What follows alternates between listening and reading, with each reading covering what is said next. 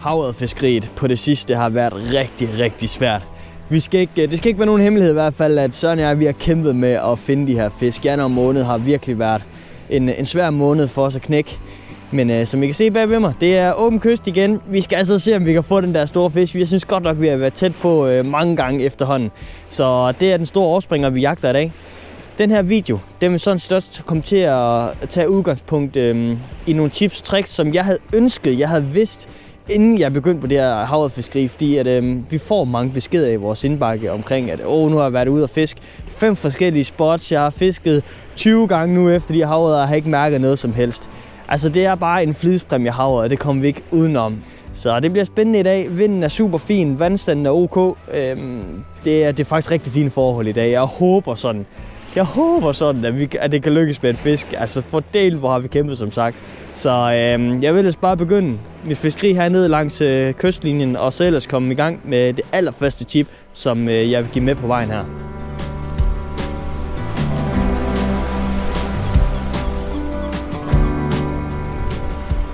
Som I kan se, så er det super fedt forhold til at begynde fiskeriet i dag. Vi har omkring 6 meter i sekundet fra vest.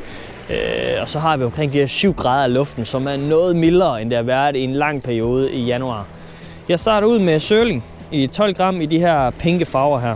Og det er fordi, at vi har så overskyet vejr, som det er i dag. Det er en meget mørk dag. Så lidt krasse farver, det gør altså ingenting. Og sørling i 12 gram, den kan man lave nogle lækre spænstop med også. Men det leder mig også hen til det allerførste tip for i dag. Og det er i hvert fald et tip, som jeg havde ønsket at bruge mere tid på, inden jeg startede mit havørredfiskeri. Og det er simpelthen det her med, at der ligger noget planlægning, inden man kommer ud til kysten. Dengang, at jeg startede, der var det godt nok sjældent, at jeg fik kigget vandstand, og lige hvad er vandtemperaturen her, strømretninger osv. osv. Det var nu bare at tage afsted, og så håbe på det bedste og nyde turen. Men hvis man skal undgå nogle masse nulture i starten, og komme lidt bedre og lidt hurtigere i gang med fiskeriet, så er det bare vigtigt at styre på sådan noget som vindretning, vandstand, og også temperaturer. Det er sådan de 3 parametre, jeg har prøvet at koge det her ned til i hvert fald. Så når du sidder derhjemme og planlægger din fisketur, så kig på vindretningen.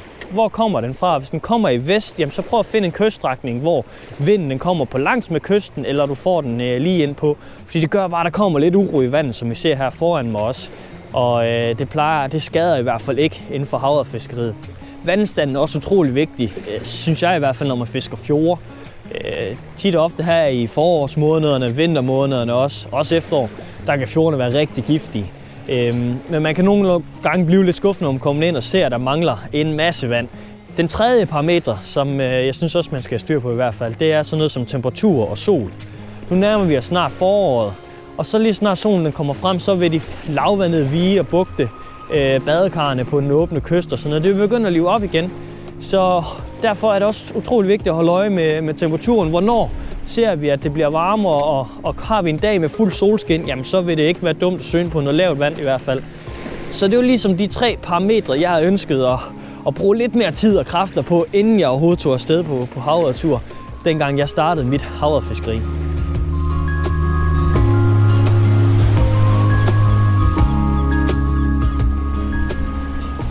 Men jeg har fisket langs pynten her rundt, gået med søling i 12 gram, og uden at mærke det helt store. Derfor så har jeg lige skiftet om til en Lime True Sandeel i hotspots i brown copper farverne. Og det er simpelthen fordi, jeg har hørt, at der er nogen, der har set nogle børstorm rundt omkring, så hvorfor ikke lige prøve at sætte noget for enden, der imiterer det på den ene eller anden måde.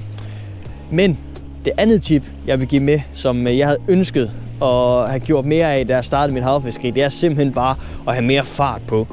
Altså dæk noget mere vand, end jeg gjorde dengang i hvert fald, fordi jeg stod meget stationært og fiskede ikke særlig hurtigt, men hvis du gerne vil have succes og få fangstraterne lidt op, jamen så det at dække noget vand og finde havørrederne, det er bare utrolig vigtigt. Man kan selvfølgelig også finde nogle spots, hvor man ved, at havørrederne trækker forbi. Det er noget mere tålmodighedsfiskeri, og det er ikke noget, jeg dyrker i hvert fald. Jeg skal sgu noget fart på, at der skal ske lidt. Så husk at få dækket noget vand, når I er herude på kysten i hvert fald. Det kan simpelthen ikke understreges nok. Det er os, der skal finde havørrederne, og ikke omvendt. Så går det lidt hurtigere det hele.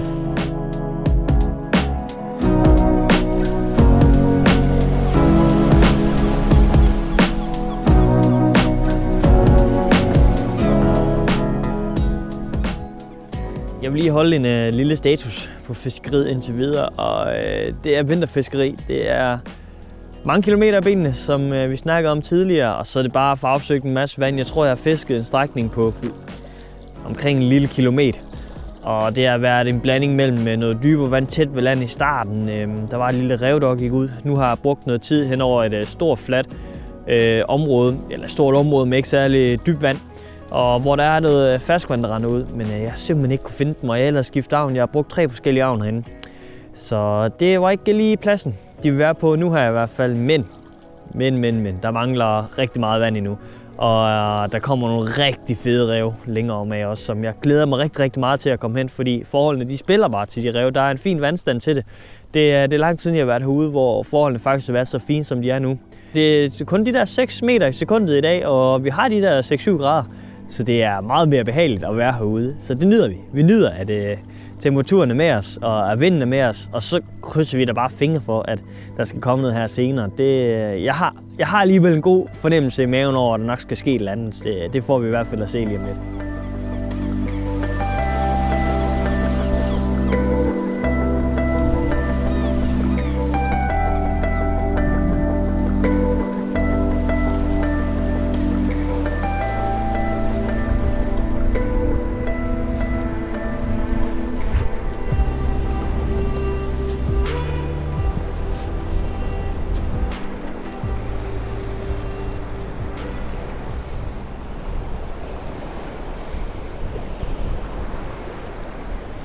Så var den der. Jep. Der var den sgu. God fisk. Rigtig fin fisk. Endelig. Høj, hvor er der blevet kæmpet for den her fisk. Og den er ikke i nettet endnu. Gud. Den er i hvert fald over mål. Ja, det er den i hvert fald.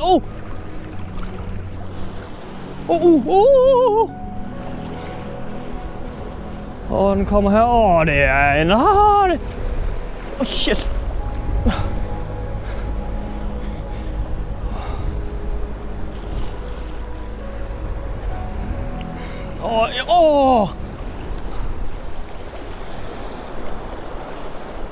Nej, hvor skal jeg bare den her i nettet.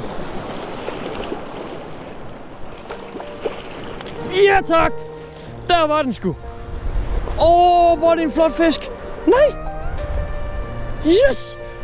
Ja! Gud! Ej, hvor er den flot!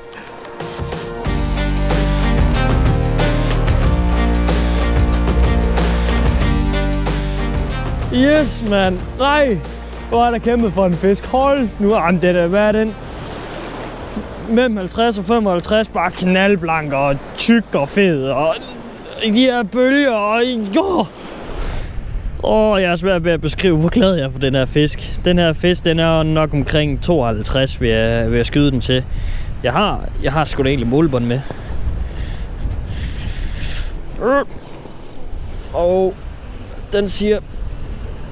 den siger 54 her, men den ligger også på stenen lidt bøjet. Så den er nok 52, når den ligger helt fladt. Og det betyder ikke det helt store. Det er en fin fisk, og det er en fisk, jeg har kæmpet rigtig længe for. Som sagt, det har taget nogle 0-ture at komme til det her. Og rigtig mange kilometer i benene. Nej, var det nogle fisket meget. Det har været rigtig svært her på det sidste, men lige pludselig så kom den her blankfisk altså bare ud af det blå. På en dag, hvor jeg i forvejen har fisket rigtig mange kilometer vand af. På Sand Eel hotspot her. Så det er bare fantastisk. Lige ude på 2 rev, der er herude, så lige mellem dem, der svømmer den her rundt. Så fantastisk flot fisk, som jeg lige har nogle nerver i sig stadigvæk. Den ryger altså med hjem til kødgryderne i dag. Det bliver fantastisk at få en måltid ud af den. Det er jeg super taknemmelig for. Det tredje tip, som jeg gerne vil give med herude på kysten af, det omhandler simpelthen, hvordan man finder ud af, hvilken kystplads man skal besøge herude. Og heldigvis så er der hjælp at finde herude på nettet i hvert fald. Vi har lavet nogle videoer, hvor vi prøver at beskrive det og snuse sig frem til en mulig kyststrækning, som kan holde på nogle havørreder ved hjælp af Google Maps. Vi har lavet et par videoer omkring det. I kan se en af dem, hvis I klikker heroppe i hjørnet på videoen. Der prøver vi simpelthen at beskrive, hvad man skal holde øje med på bunden, altså for at finde nogle strækninger, som havørrederne de godt kan lide at snuse rundt i. Og Fishing in Denmark har lavet en app, hvor du simpelthen har et kort af hele Danmark. Og helt langs hele kystlinjen af Danmark, der er der simpelthen plottet spots ind. Så hvis du sidder derhjemme og overvejer at skulle prøve et bestemt område, jamen så hopper du ind på Fishing in Denmark, og så kigger på området. Der er allerede plottet spots ind, hvor der er en lille pladsbeskrivelse osv. Og det er bare en kæmpe hjælp. Fordi vi skal ikke særlig lang tid tilbage, der må vi selv afsted og snuse pladserne op. Det her, det ligger lige til højrebenet i hvert fald, så hvis du er i tvivl om, hvilken plads du skal besøge, når du lige kaster ud i det her havrefiskeri, jamen, og du gerne vil optimere chancen for fangst, kan man sige, så er der altså rigtig mange gode spots at hente inde på den app i hvert fald. Så tjek den ud, Fishing in Denmark, den har en masse fede features til det her havrefiskeri.